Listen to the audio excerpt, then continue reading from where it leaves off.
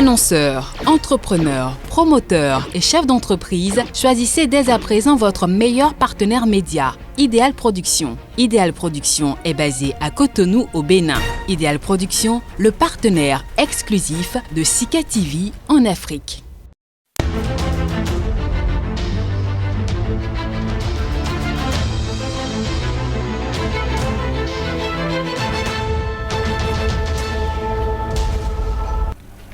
Bonjour à tous, une nouvelle semaine, nouvelle thématique. Merci de votre fidélité à ce rendez-vous de sujets qui nous concernent et bienvenue à tous. Une tension élevée au cours de la grossesse peut annoncer une prééclampsie, une des complications les plus redoutées qui affecte 2 à 8% des grossesses selon les pays et l'ethnie. Il s'agit d'une cause majeure de mortalité maternelle dans les pays en voie de développement. Dans la plupart des cas, un suivi permet d'éviter les complications graves, mais dans un cas sur 10, une forme sévère survient. Quels sont les signes qui doivent alerter les risques pour le bébé et la maman? Peut-on prévenir la prééclampsie? Le traitement, qui sont les femmes à risque? Quel est le traitement approprié? On en parle aujourd'hui avec Dr Zaïd Olatunji. Il est gynécologue obstétricien. Bonjour docteur et merci pour la disponibilité. Bonjour. Nous allons également dans un instant suivre le témoignage de M. Zachary Toko qui nous raconte dans une vidéo la prééclampsie de sa belle-fille. La prééclampsie, une complication de grossesse à connaître. Bienvenue à tous. Comme il est de coutume, nous avons cherché à savoir ce que les populations savent de la maladie. Suivons ensemble, on revient dans un instant. Les gens disent que c'est quand la femme enceinte fait une tension élevée sur la grossesse qu'elle a l'éclampsie. Les femmes enceintes qui tombent souvent de cette maladie. J'ai une amie, j'ai même perdu une amie, ça ne fait pas très longtemps. Et c'est pas elle que moi je connais ce que c'est. Son dont elle est partie, c'est ça qui m'a fait un peu peur. J'ai beaucoup posé la question sur ça et il m'a expliqué. C'est la tension qui l'a attaquée. Elle est allée à l'hôpital. On a tout d'abord sauvé le bébé. Et le bébé est parti. Et après, elle-même, elle est partie. Je n'ai jamais entendu parler de ça. Je ne sais pas ce que c'est. Je crois qu'il y a les femmes en état dont la tension est élevée. C'est de ça. Souvent, la nervosité, les soucis qui causent ça. Seulement quand la femme a un souci élevé, peur, puisqu'elle est enceinte, bon, à mon avis, les méthodes de prévention que la femme se vise est d'éviter les soucis. Moi, mon ami. Qu'elle soit dans de bonnes conditions. Surtout, la tâche revient surtout au mari là, de bien s'occuper de leurs femmes quand elles sont en état. Quoi qu'en soient les problèmes là, qu'on oublie tout, que la femme soit tout le temps en joie. Là, je pense qu'on ne va même pas courir de gauche à droite pour cette maladie-là. Il y a aussi le repos qui compte beaucoup. Hein. Le repos et le sommeil aussi. Femme en état enceinte doit régulièrement aller aux soins et suivre les conseils des sages-femmes et suivre surtout sa tension. Et après ça, éviter de se mettre en colère. Retour sur ce plateau, Dr Olatunji, votre première réaction après cet élément? Je pense que de façon générale, la majorité des femmes savaient un peu de toute façon qu'il s'agit d'un problème d'hypertension artérielle et qui survient pendant la grossesse. Je pense que c'est déjà l'essentiel à savoir, à part quelques-unes en fait qui ne savaient pas. Maintenant, au niveau des causes, ce n'est pas tout à fait ça. On va y revenir certainement. Déjà, c'est quoi la prééclampsie? Pour être clair, docteur. La prééclampsie, c'est une association d'une hypertension artérielle, c'est-à-dire que la tension artérielle va augmenter au-dessus de la normale, associée à des problèmes rénaux. Mais c'est une maladie qui va apparaître avec la grossesse et disparaître à la fin de la grossesse. Donc c'est une maladie qui est exclusivement liée à la grossesse. Quand vous parlez de tension élevée, nous sommes à partir de quel chiffre? Au-dessus, et supérieur ou égal à 140 mm de mercure, comme on dit pour la systolique, et supérieur ou égal à 90 mm de mercure pour la diastolique. Est-ce qu'il y a des cas où on peut faire une prééclampsie sans que notre tension artérielle ne soit élevée? Oui, parce qu'en fait, c'est possible, oui. ça arrive régulièrement. Une des causes? Pas des causes, mais en fait, un des états, c'est que les patients qui ont des prééclampsies sont souvent en hypovolémie. C'est-à-dire qu'il n'y a pas assez de liquide dans les vaisseaux. Donc, elles ont une tension artérielle qui est faussement basse. C'est-à-dire qu'on peut trouver une patiente avec des chiffres normaux qui n'a pas d'œdème, par exemple, et c'est-à-dire donc qui n'a pas de signe apparent de prééclampsie et qui va peut-être se plaindre de douleur au niveau de l'hypochondre droit, et ceci qui est une complication de la prééclampsie. Et il suffira simplement de lui mettre une perfusion, de la remplir. Les chiffres qui étaient peut-être à 12 vont peut-être montrer après à 18, simplement parce qu'elle n'avait pas assez de liquide dans son lit vasculaire, elle était en hypovolémie. D'accord. Et à quel moment de la grossesse survient la prééclampsie? Essentiellement après 20 semaines d'aménorrhée, on va dire au début du 5e mois en général.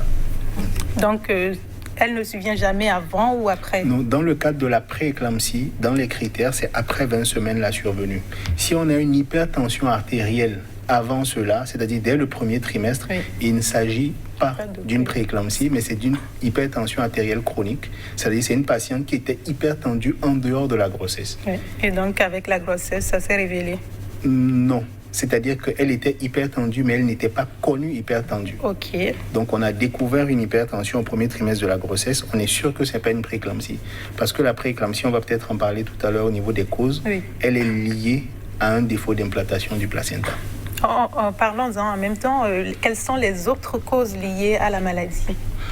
Non, la physiopathologie, c'est-à-dire le mécanisme en lui-même, n'est pas très bien connu, mais ce qui est sûr, c'est qu'en fait, c'est un problème de placentation. Le placenta, c'est un organe qui est autour de l'œuf, qui va s'accoler à l'utérus, la poche qui contient le bébé, et on a des échanges il y a des vaisseaux qui lient la mère et le bébé à ce niveau-là, au niveau du placenta.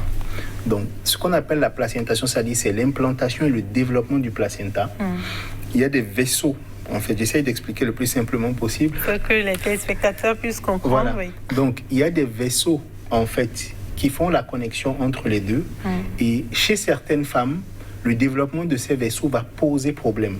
Donc, on aura une diminution du flux de sang entre la mère et le fœtus. Et c'est ça qui va être responsable de l'apparition de cette hypertension. Parce que le corps de la femme va réagir en augmentant sa pression, parce que le sang ne passe pas bien de la mère vers le fœtus. Donc ça n'a rien à voir avec le stress, comme on l'a entendu dans l'élément, ou avec le sommeil? Non, ça n'a ni le stress, ni le sommeil, ni le fait de manger de la viande ou du sel. D'accord. Nous allons revenir, si la régie nous permet, nous allons suivre la vidéo envoyée par M. Toko Zakari, dans laquelle il nous raconte la prééclampsie de sa belle-fille. On revient après. C'est Zakari Mourou Toko, officier supérieur des femmes à la retraite, résident à Tankwe, à Bomé-Calavi. Et je veux témoigner par rapport à cette maladie que les femmes, qui arrive aux femmes pendant la grossesse ou après l'accouchement. Il s'agit de la crise d'éclampsie, dont ma belle-fille a été victime le 1er janvier 2020. Alors qu'elle a accouché le 25 décembre 2019. Donc, ce jour du 1er août, après la cérémonie de sortie de l'enfant, dans l'après-midi, elle se plaignait des maux de tête où on lui avait dit d'aller prendre de l'aspirine. On s'est dit c'est parce qu'elle avait fait des nouvelles tresses et qui faisait chose. Dommage qu'à partir de 23h et quelques, pendant qu'elle était au lit, elle était avec sa belle-mère. Et elle a commencé par raidir. Donc, les dents commencent par se... Et elle-même, là, donc, elle est devenue comme, on dirait, presque, elle veut devenir comme un bois sec. Elle a dû crier au secours. Nous sommes allés. On a pu, difficilement, à 8, on a pu la maîtriser. Parce que pour la sortir de la chambre, mettre dans un véhicule. Notre chance, c'est qu'on a l'hôpital Bethesda à Nesky, à moins de 100 mètres de la maison, où rapidement, les gens ont laissé tout le monde tout tomber. Ils ont fait diligence diligencés nous ont vraiment donné satisfaction. Ce qui, c'est de là, ils ont dit, bon, on choisit entre le CNH et l'OMEL. Donc les enfants l'ont emmené à l'OMEL, où elle a suivi les soins adéquats, intensifs, pendant 17 jours avant qu'on ne soit libéré. Mais dommage, c'est que toutes les fois qu'elle revenait de la consultation prénatale, sa maman, sa belle-mère lui demandait de voir le carnet. Elle remarquait que les, comment on appelle, pendant la visite, les gens ne préparaient pas l'urine comme ils ont l'habitude de le faire. Elle dit, mais quelle est cette histoire? Et donc, les œdèmes, au fur et à mesure qu'elle s'approchait du moment de l'accouchement, les œdèmes avaient commencé par le pied. Bon, comme tout le monde, nous ne sommes pas des spécialistes. Quand on voit des œdèmes, les gens disent bon, que c'est rien, ça va accoucher, elle va accoucher, il n'y a pas de problème. Et ces œdèmes n'étaient pas aussi développés, mais le jour de l'accouchement, et même là où elle allait en consultation à cette clinique, et même ils ont eu des difficultés pour qu'elle accouche parce qu'elle était déjà à une tension de 18 et quelques. Bon, je crois que ce n'est pas l'aide des produits ou autre, elle a pu accoucher. Et quand elle a accouché, donc 3 ou 4 jours après, avant même la cérémonie de sortie de l'enfant, les œdèmes qui étaient un peu, donc, ont commencé par prendre du poids, de ne pas prendre de volume. Ce qui nous a étonné, bon, on disait que bon, peut-être après le baptême, elle allait repartir en consultation. Dommage que ce premier-là a voulu être fatal pour nous. Donc il faut que vraiment que les responsables des différents services au niveau des maternités, même s'ils ne sont pas là, qu'ils prennent comme qu'ils donnent, comme qu'ils instruisent le personnel accueillant et autres là, pour que vraiment tout ce qu'il faut pour qu'une femme accouche dans de bonnes conditions et que même après accouchement, qu'elle se sente bien. Parce qu'on a failli la perdre et on allait dire que c'est la sorcellerie. Alors que c'est cette crise due à une tension élevée qui entraîne des œdèmes, selon les explications qui m'avaient été données. Donc qui entraîne des œdèmes et donc ces œdèmes-là, vous allez les confondre avec les autres œdèmes. Et vraiment, il faut que les gens, qu'on puisse en parler dans les radios communautaires, à la télé, à la télé, un peu partout, pour que vraiment les gens puissent savoir de quoi il s'agit. Sinon, ce mal est vraiment un mal à prendre au sérieux, puisque ce n'est pas connu encore du grand public. C'est pas connu du grand public. Donc, prenons-nous, je souhaiterais que vraiment le personnel, qu'on appelle soignants, et les responsables et les personnels soignants puissent en prendre les taureaux par les cornes pour vraiment une large diffusion afin que le peuple, c'est-à-dire la population, soit informée ou bien connaisse ce mal. C'est vraiment sérieux. Et nous, on a été déjà victimes. Des dispositions sont en train d'être prises pour peut-être une prochaine fois qu'elle sera en tas de grossesse. Parce que, comment on appelle, cet hôpital, on ne nous voit plus aller à cette clinique. Vous voyez, donc ça c'est déjà une perte de confiance pour cette clinique. Ça. Nous, on n'ira plus là-bas, on a pris cette décision. Parce que s'il faut qu'une femme en état de grossesse ne soit pas suivie régulièrement jusqu'à l'accouchement, même après l'accouchement, alors vraiment ça laisse à désirer. Donc aux responsables de santé, vraiment, je leur souhaite, je leur demanderai, vraiment, si c'est une ONG ou c'est des trucs qui vont créer, pour que vraiment qu'il y ait la diffusion, pour que ce mal soit connu et que les gens prennent des dispositions pour éviter des pertes en vies humaines, ça ferait beaucoup plaisir. Merci beaucoup pour ne pas être trop long. Toutes nos excuses pour la qualité de la vidéo et merci à M. Zakari pour la participation à la sensibilisation. Docteur, comme il a souligné, il est important de connaître la maladie, de prendre les symptômes au sérieux. Il a soulevé également une situation que je ne qualifierais peut-être pas de non professionnelle. Peut-être pas oubli, mais la belle-fille a rapporté plusieurs fois qu'elle n'a pas suivi un examen de l'urine et en plus, parfois, sa tension était élevée. Est-ce que le médecin n'était pas au courant? Vous n'avez pas vu venir une prééclampsie? On est une audite de décès, heureusement. Oui, mais bon, normalement, c'est que pendant la consultation prénatale, on prend les constantes de la malade. Donc, on a un œil sur sa tension artérielle. Et bon, les bandelettes urinaires, en fait, vont être faites. Donc, a priori, c'est justement le rôle de la consultation prénatale de pouvoir voir s'il y a des éléments en fait qui posent problème. Donc, si réellement ça n'a pas été fait, c'est qu'il y a un problème quelque part. Pour les bandelettes, on les fait combien de fois? Parce qu'en préparant cette émission, j'ai discuté avec une femme enceinte également qui a soulevé le problème et qui s'est même inquiétée du fait que souvent ce n'est pas fait. Elle a pensé qu'il faut rappeler ça à son médecin au risque d'en arriver là. En ce qui concerne les bandelettes, je sais que dans les structures publiques, en fait, la consigne c'est de le faire systématiquement. Ouais. Ce qui est sûr, c'est que pour être plus à l'affût de cela, l'idéal, surtout quand on a passé les 20 semaines, en fait, serait de le faire systématiquement. D'accord. Et quels sont les symptômes d'une prééclampsie, docteur? Donc, les symptômes, donc, c'est déjà tout ce qui est rattaché à l'hypertension artérielle. Donc, ça va être essentiellement, on va avoir des céphalées, des maux de tête avec une pression artérielle qui est au-dessus de la normale. Oui. Les troubles, en fait, au niveau des reins, c'est ce qu'on va appeler une protéinurie, c'est-à-dire qu'on va retrouver des protéines dans les urines. Mais ça, la patiente ne le sait pas. C'est justement en faisant les bandelettes urinaires ou en collectant les urines de 24 heures qu'on pourra le savoir. Maintenant, on peut avoir des œdèmes associés à ça. Maintenant, les œdèmes seuls ne constituent pas un diagnostic de prééclampsie, en fait.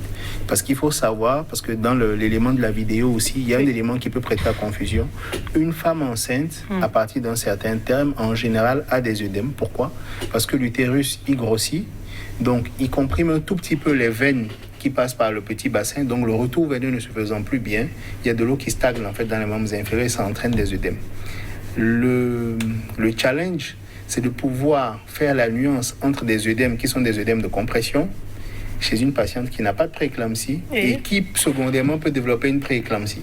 Et comment on arrive-t-on à comprendre ou à reconnaître la différence? En réalité, c'est un peu les symptômes, les maux de tête par exemple, et surtout les bandelettes urinaires qui vont permettre de faire la différence. Sinon, de visu, on ne pourra pas forcément. Mais non, chez certaines femmes, chez beaucoup, les œdèmes vont vraiment devenir très importants. Ils vont remonter jusqu'aux chevilles, jusqu'aux genoux, et même des fois jusqu'à l'abdomen, où en se couchant déjà, on va voir que on se retrouve l'empreinte des draps en fait sur la peau. Et quels sont les autres symptômes à part ceux cités déjà? C'est essentiellement ça. C'est vraiment la question de l'hypertension artérielle et la question de la protéinurie, des protéines dans les urines en fait. C'est ça qui détermine le diagnostic. Oui, mais vous avez rappelé qu'on peut avoir un cas de prééclampsie sans hypertension. Ou non. Pas sans hypertension. En fait, c'est une hypertension cache-misère, comme on l'appelle. C'est-à-dire que la patiente est hypertendue, mais parce qu'elle est hypovolémique, quand vous prenez sa tension artérielle, les chiffres sont normaux. D'accord. Vous comprenez? Maintenant, donc, il suffit simplement qu'elle boive 1,5 litre d'eau ou qu'elle s'hydrate suffisamment. Vous reprenez la tension, après vous la voyez à 17. C'est pas qu'elle n'est pas hypertendue, mais en fait, les chiffres sont faux parce qu'elle est en hypovolémie, parce qu'elle n'a pas assez de liquide dans son lit vasculaire, en fait. Est-ce qu'il y a des personnes qui sont prédisposées à faire une prééclampsie? Oui, il y a des familles où on le retrouve plus. On sait que quand une mère a fait de la prééclampsie ou une sœur, les risques de le faire sont multipliés par 3 à 5. Voilà. En dehors des facteurs familiaux, il y a aussi des facteurs immunologiques, c'est-à-dire que lorsque on a utilisé par exemple l'exposition au sperme du père, lorsqu'elle a été, comment on va dire ça, une exposition assez courte, par exemple lorsqu'on a utilisé des préservatifs pendant longtemps, ou quand par exemple on ne s'est pas connu avant le mariage, tu vois, les couples par exemple qui vivent dans des pays différents, on s'est mariés, on a passé peut-être 2-3 semaines ensemble, il y a eu une grossesse et après le monsieur il est reparti. Donc une exposition courte, en général, on sait que dans ces groupes-là, on retrouve aussi beaucoup des prééclampsies. Est-ce qu'une personne hypertendue a de fortes chances de faire une prééclampsie en cas de grossesse? Une personne qui est déjà hypertendue, c'est-à-dire qu'elle a une hypertension artérielle chronique, elle va faire ce qu'on appelle une prééclampsie surajoutée, parce qu'elle était déjà hypertendue avant. Ce n'est pas la grossesse qui a amené l'hypertension. Mais justement, pendant la grossesse, les problèmes rénaux vont se greffer, et ça, on va appeler ça une prééclampsie surajoutée.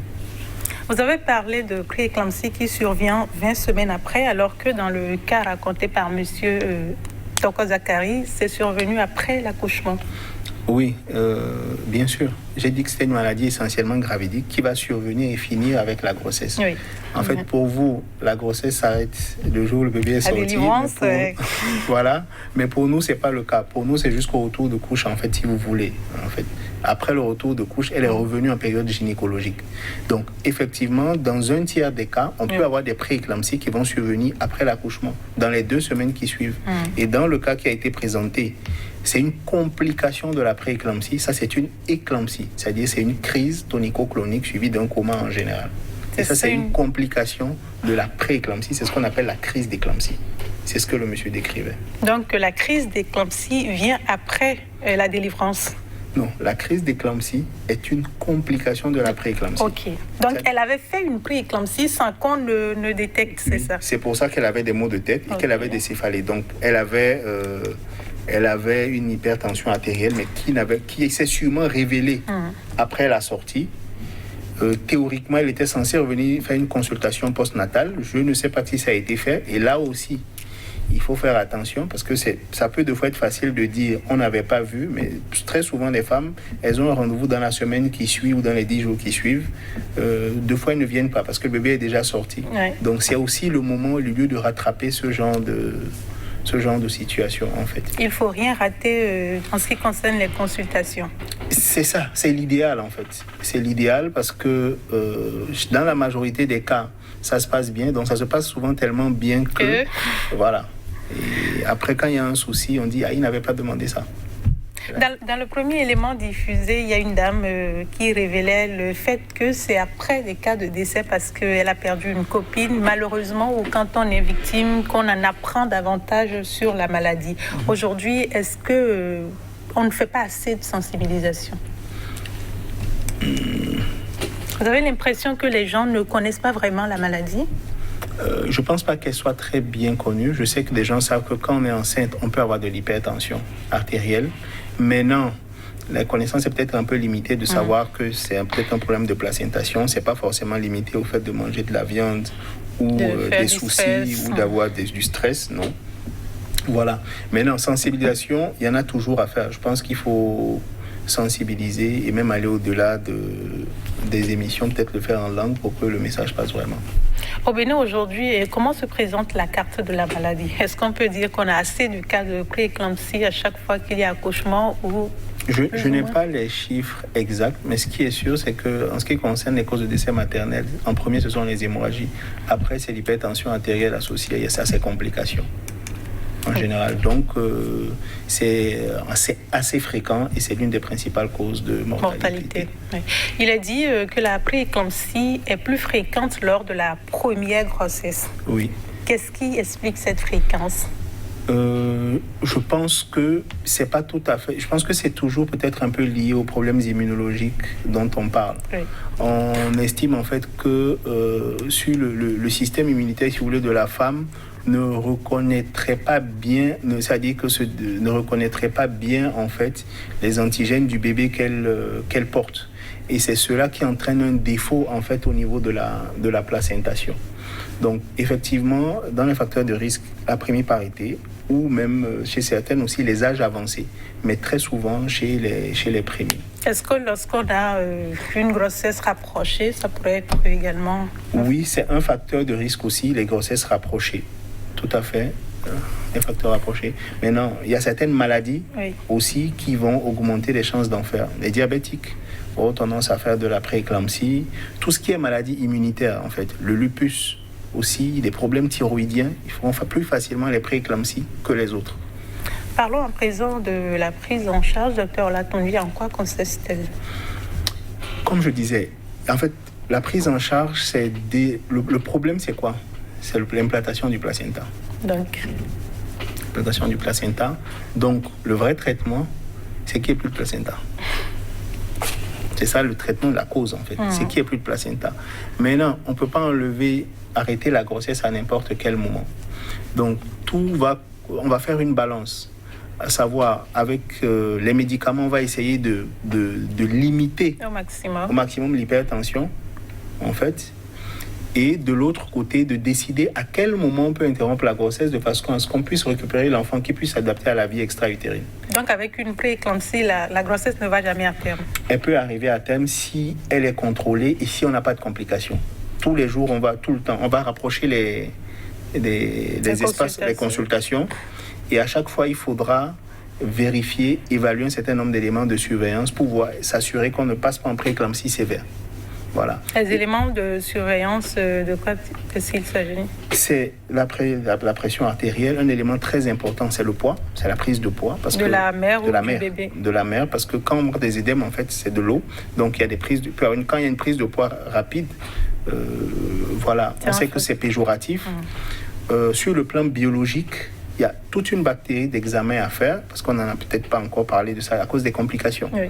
Parce que la prééclampsie, elle va avoir pour complication, parce que ce placenta qui n'est pas bien vascularisé, il y aura des parties qui vont mourir sur le placenta et il y aura la sécrétion de certaines substances qui vont créer une maladie au niveau des vaisseaux, des reins, du foie et un peu partout dans l'organisme.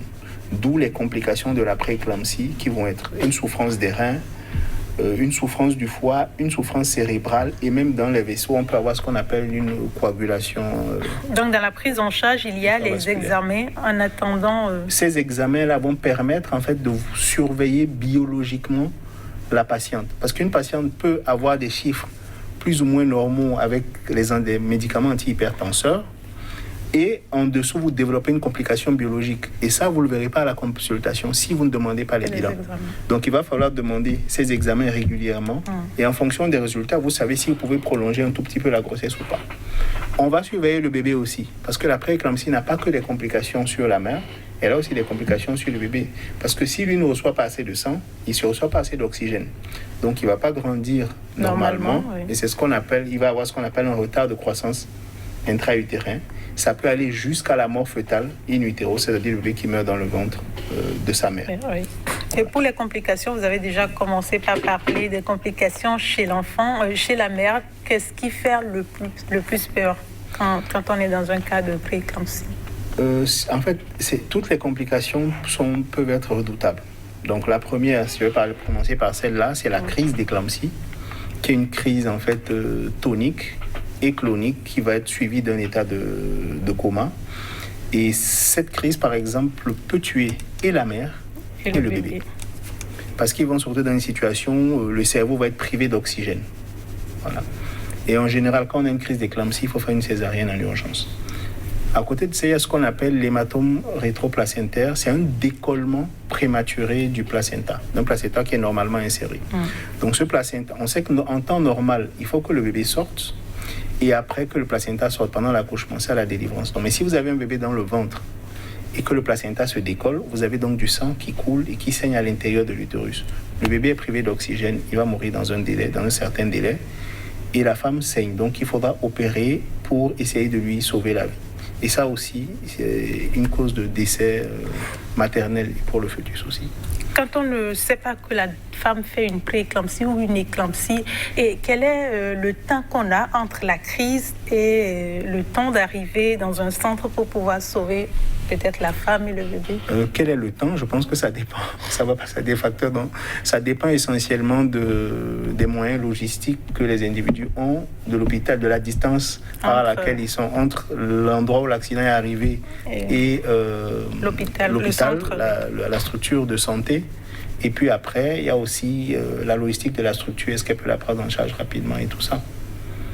Maintenant, je tiens quand même, parce qu'il ne faut pas que j'oublie, à faire une précision. Dans le cas des crises d'éclampsie, surtout quand on vient de certaines zones rurales, les gens pensent en fait qu'il faut taper le corps pour l'empêcher de mourir. Donc, des fois, on reçoit des crises d'éclampsie, en tout cas à l'époque, dans les structures publiques, des gens défigurés parce qu'en fait, ils ont été tabassés de partout dans le but de les sauver, des fois avec des dents en moins.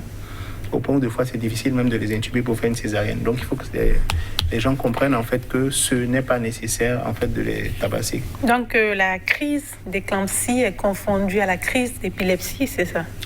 Non, je demande, c'est parce qu'on confond ça qu'on se met à taper l'individu pour pouvoir Non, saut. est-ce que dans la crise d'épilepsie, il faut taper? Je pense pas. Bon, il y a des pratiques dans certaines zones, même si ce n'est pas recommandé, où bon, il faut taper sur les murs. Oui, non, mais c'est deux choses différentes. La crise d'épilepsie, le problème est neurologique. Dans la crise d'éclampsie, c'est le placenta qui décharge et on a une souffrance cérébrale. Et cette souffrance cérébrale va se manifester par cette crise-là.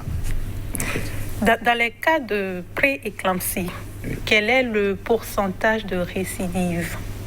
Le pourcentage de récidive, je ne pourrais pas donner de chiffre exact, mais quand on a fait une pré-éclampsie, on a plus de chances, on a quand même un certain nombre de chances d'en refaire. C'est-à-dire qu'une femme qui vous dit en consultation, oui, la grossesse précédente, j'ai fait de l'hypertension associée à la grossesse, vous faites attention parce que vous vous dites, elle peut en refaire cette fois-ci. Voilà. Donc, elle a plus de chances d'en refaire que quelqu'un qui n'avait pas rien fait. D'accord. Et comment se fait le suivi lorsqu'on a déjà fait une fois la pré-éclampsie? Est-ce qu'il y a des précautions particulières? Bon, en réalité, sur le plan médical, oui, on va faire déjà celle-là. Si on ne faisait pas systématiquement les bandelettes urinaires, pour celle-là, vous ferez plus attention, encore plus que les autres. Oui. Premièrement. Et secondo, aujourd'hui, par exemple, l'administration de l'aspirine à une certaine dose, à 100 mg, permet de diminuer quand même la survenue de la pré-éclampsie. Pas toujours, mais ça aide beaucoup. Ça permet de diminuer la survenue de la pré-éclampsie. Donc, il y a aussi d'autres échos. Il y a des échographies Doppler qu'on pourrait faire au premier trimestre. Et ça permet, c'est des éléments pronostiques qui permettent de présager de la survenue d'une pré-éclampsie plus tard chez ces patientes-là.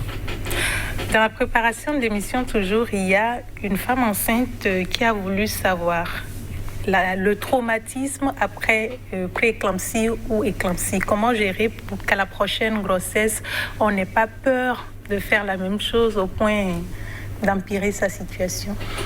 Bon, moi je pense que c'est le cas pour toutes les patientes qui ont eu des difficultés, quelle que soit la pathologie. Il y a des traumatismes qu'il ne faut pas traverser seul. Je pense qu'on peut voir des psychologues après. C'est vrai qu'en Afrique, quand on dit psychologue... Est-ce que c'est une recommandation du médecin traitant ou c'est personnel? Non, je pense que le médecin traitant, quand en consultation, il s'en rend compte après, puisqu'il revoit sa patiente, même après, qui vous dit moi, je pense que je ne vais plus avoir d'enfant. C'est le seul que je vais garder parce que je ne veux pas... Vous avez eu des cas comme ça? Oui, quand vous avez une patiente, il y a eu tout... Je n'ai pas terminé tout à l'heure. Il y avait le HELP, ce qu'on appelle le HELP syndrome, qui est une complication de la pré-éclampsie. C'est une complication purement biologique.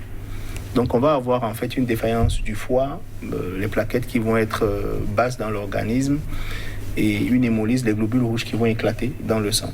Et ça, il n'y a pas de signe clinique, mais c'est vraiment que les bilans qui vont le détecter.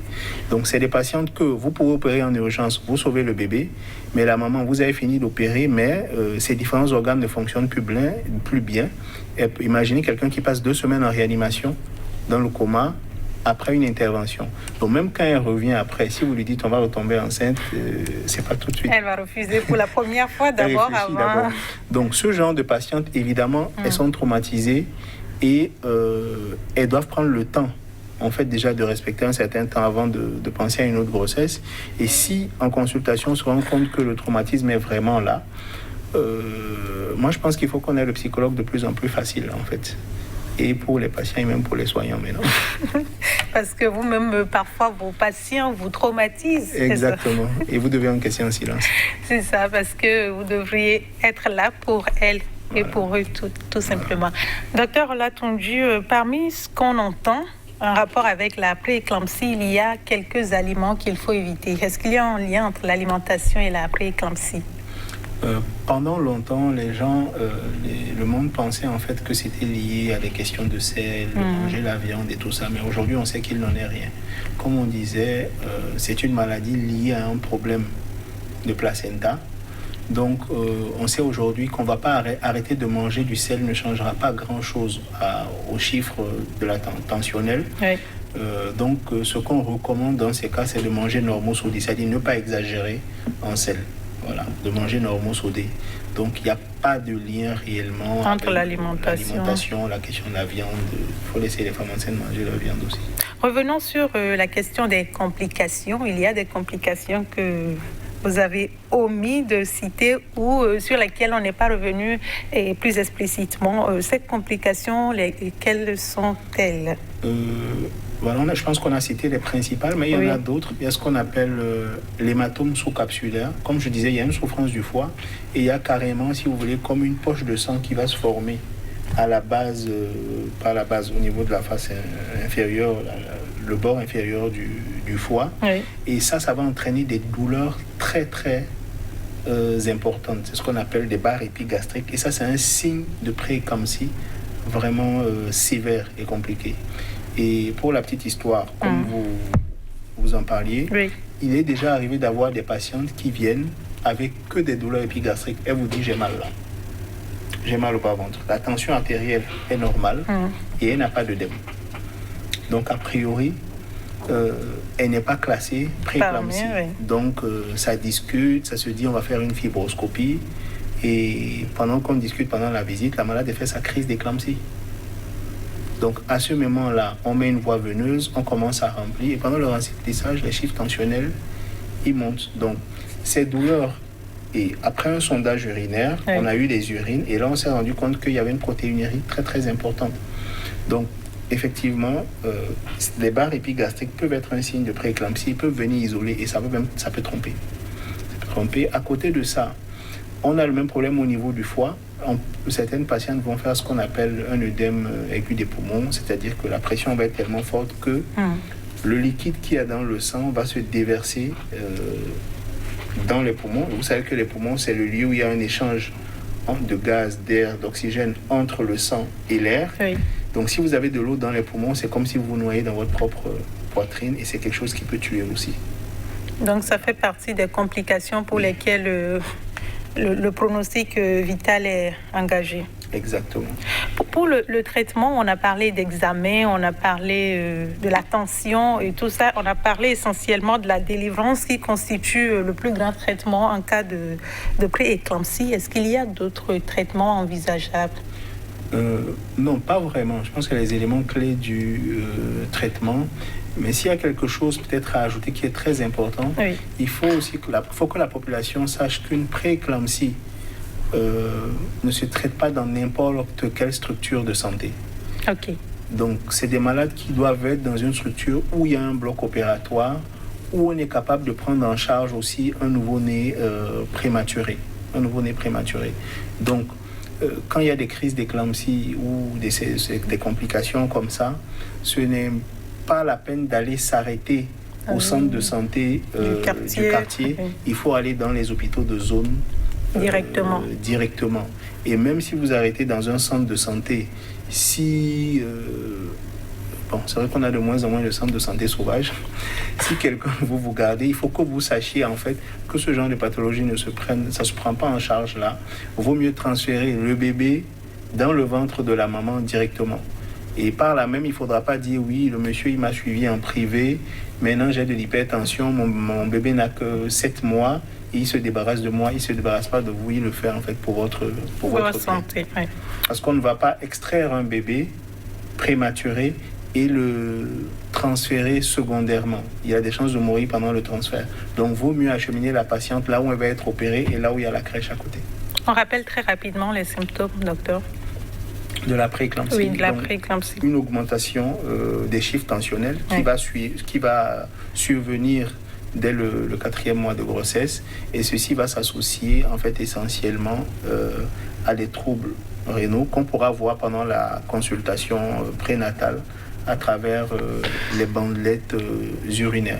Maintenant, l'hypertension va entraîner des céphalées et on peut avoir des œdèmes. Mais œdème ne veut pas forcément dire qu'on a une prééclampsie. Un traitement de prééclampsie prend combien de temps dans la norme? C'est pas prédéfini. C'est pas prédéfini. Ça dépend du temps qui reste pour que le bébé soit à terme. Si vous avez une patiente, le terme, nous on dit 37 semaines d'aménorrhée. Si vous avez une patiente qui a 37 semaines d'aménorrhée et qui a une prééclampsie, vous n'attendez pas une semaine pour sortir le bébé. Vous le faites sortir le plus tôt possible. Par contre, si vous avez une patiente qui a 7 mois et demi de grossesse et qui a une prééclampsie, vous regardez, est-ce qu'avec vos médicaments, les chiffres sont plutôt normaux? Est-ce qu'elle ne vous fait pas une complication à bas bruit sur le plan biologique? et comment se porte le bébé. Parce que si le bébé ne grandit plus du tout, qu'il est en retard de croissance, parce que le bébé aussi se bat pour survivre, en fait. On n'en a pas assez parlé. Le bébé aussi se bat pour survivre, en fait, dans le ventre de la mère. Donc, si vous faites des échographies Doppler et que vous vous rendez compte que le bébé ne prend plus un seul gramme depuis un moment, il ne fait plus pipi, c'est-à-dire que la quantité de liquide amniotique a complètement diminué. C'est des éléments qui nous montrent la souffrance, en fait, du bébé. Donc, il peut arriver qu'on opère pour sauver le bébé, parce que si vous gardez 3 jours de plus, vous revenez 3 jours après et il y a mort fœtale. Vous retrouvez que le bébé n'est plus vivant. Voilà. Entre la première prééclampsie, la seconde ou les autres, est-ce que les symptômes, la manifestation est la même? Ça varie d'une patiente à l'autre et ça varie aussi chez la même patiente. Elles n'ont pas toujours la même symptomatologie, mais par contre, si l'une des complications, ce qu'on a remarqué, c'est que l'hématome rétroplacentaire, qui est une complication de la prééclampsie, c'est-à-dire le décollement prématuré du placenta, certaines patientes qui l'ont fait ont tendance à le refaire à la grossesse qui suit à la même période. On parle même de date anniversaire. Donc, il y a certains services où, si elle avait fait son HRP, son hématome rétroplacentaire à 35 semaines, certains services aujourd'hui hospitalisent la patiente un peu après pour pouvoir être surveillée de plus près. Donc, voilà. C'est selon le patient, selon ses antécédents. Et dans tous les cas, le mot d'ordre, c'est la surveillance. Dès que la patiente a déjà une première prééclampsie, il faut la mettre sous surveillance à tout moment. Non, le premier élément de la surveillance, c'est les consultations prénatales où on va faire plus attention à elle. Au fur et à mesure qu'on va avancer vers la fin de la grossesse, parce que plus on avance vers la fin, plus les chances de survenue augmentent, on va rapprocher probablement les consultations prénatales et on ne va pas hésiter plus facilement à aller sur certains bilans si on voit qu'il y a une prééclampsie qui survient pour la surveillance. C'est vrai que dans le traitement, on a parlé d'aspirine pour maîtriser en tant soit peu l'évolution de la grossesse. Est-ce que parce qu'on connaît les symptômes ou parce qu'on aurait déjà fait une prééclampsie, il faut soi-même prendre ses dispositions? Non, l'aspirine ne se prend pas n'importe comment. Vous laissez le soin à votre médecin de vous dire quand le commencer et quand l'arrêter. Parce que l'aspirine a la propriété de rendre le sang plus liquide. Par exemple, il faudra l'arrêter, peut-être en général, on va dire à 35 semaines. Mais si, par exemple, on se rend compte que la grossesse ne va pas atteindre les 35 semaines, il faudra l'arrêter avant. Parce que si vous avez opéré quelqu'un qui a du sang liquide qui ne se coagule pas, c'est la catastrophe. Donc, ça peut être dangereux de le faire soi-même. Donc, il faut laisser le médecin faire la prescription et décider de quand vous le commencez, de quand vous l'arrêtez. Et comment est-ce qu'on peut prévenir une prééclampsie? Je pense que s'il y a quelque chose d'essentiel à retenir, c'est vraiment les consultations prénatales. C'est vraiment les consultations prénatales parce que quoi qu'on dise, c'est elles qui vont permettre en fait de filtrer. C'est comme si on fait des contrôles. Et comme je disais, quand ça se passe bien, on banalise. Mais quand on banalise et qu'on se retrouve avec une grosse complication, on dit « Ah, mais pourtant ça, il n'avait pas vu ». Donc c'est vraiment les consultations prénatales, respecter ses rendez-vous, ne pas disparaître pour réapparaître 4 mois plus tard, faire les bilans. Et la partie qui incombe au médecin après, l'administration d'aspirine, un certain nombre de choses, voilà. Et dans le cas où il y a déjà prééclampsie? Dans le cas où il y a déjà une prééclampsie, c'est la prise en charge. Je pense que les médecins sont suffisamment outillés pour le faire. Donc, comme on disait, la prise en charge, c'est essayer de gérer les chiffres de la tension artérielle. Et puis, en parallèle, s'assurer qu'on n'est pas en train de passer en sévérité, évaluer le niveau de la sévérité pour adapter la décision à ça, en fait. Lorsqu'il y a prééclampsie et qu'on perd la mère, par exemple, est-ce qu'il y a des dispositions particulières qui sont prises pour l'enfant, pour le suivi de l'enfant? Pour le suivi de l'enfant, bon, c'est vrai que le pédiatre répondrait mieux à la question. Mais si on perd la mère, je pense pas. Il y a plus de complications réelles après, mais quand même, parce que c'est une pathologie qui entraîne beaucoup de prématurité. C'est une prématurité induite. C'est que souvent, on va être obligé d'extraire les bébés avant que les enfants ne soient à terme. Donc, c'est des enfants qui sont plus fragiles que les autres. Et en général, les pédiatres en néonatologie savent comment les prendre en charge. Donc, s'il y a des précautions à prendre, c'est vraiment en termes de néonatologie, parce qu'ils sont plus fragiles que les autres. Et lorsque la prééclampsie survient après, on a combien de temps est-ce qu'il y a une marge, c'est-à-dire après, parce que chez nous, la grossesse finit après l'accouchement, alors que ce n'est pas ça chez vous. Entre la délivrance et il y a combien de temps, pendant combien de temps peut-on encore espérer qu'elle peut encore faire une prééclampsie où il n'y a pas de norme, ça peut venir à tout moment après? Il n'y a pas vraiment de norme, mais dans la majorité des cas, c'est souvent dans les 2-3 semaines qui suivent. C'est souvent dans les 2-3 semaines qui suivent. Et il y a même des gens souvent qui vont revenir avec une crise d'éclampsie. Et on s'est rendu compte aussi ces dernières années que, vous savez, après la délivrance, il peut rester des petits débris de placenta à l'intérieur de la cavité. Et ça entretient aussi en fait la persistance de l'hypertension artérielle. Donc il n'est pas rare de trouver des patientes qui reviennent avec une crise d'éclampsie où on fait une échographie, on se rend compte qu'il reste des débris placentaires, qu'on soit obligé d'aller réaspirer en fait. Et le fait d'aspirer tout ça après participe à baisser les chiffres tensionnels. Quand on parlait de traitement en rapport avec les examens, vous avez dit que vous alliez y revenir. Le traitement par rapport aux examens. Oui. Non, en fait, c'est vraiment la question de la balance. Tout à l'heure, je vous disais, une complication comme le HELLP syndrome qui est biologique. Vous pouvez avoir une patiente que vous voyez en consultation qui paraît normale ou qui a des chiffres tensionnels plus ou moins stables parce que vous lui avez donné des antihypertenseurs assez coriaces et que derrière, au bilan biologique, vous vous rendez compte que, en fait, de l'intérieur, elle est en train de lâcher. Vous n'allez pas attendre, vous allez essayer de peut-être rendre les poumons de l'enfant matures rapidement et l'extraire dans les 12-24 heures, dans l'immédiat, parce que vous savez que vous pouvez l'opérer, même la perdre après en réanimation. Le bilan biologique est composé de quoi? Qu'est-ce que vous demandez d'habitude? C'est essentiellement des examens qui vont permettre de rechercher les complications dont je pense. Donc ça va être un bilan du foie, parce que les cellules du foie éclatent. Et quand elles éclatent, elles relâchent certaines substances, donc on va rechercher certaines substances, en fait. Et ça va être essentiellement le foie. On va faire une numération des éléments du sang, parce que les plaquettes baissent.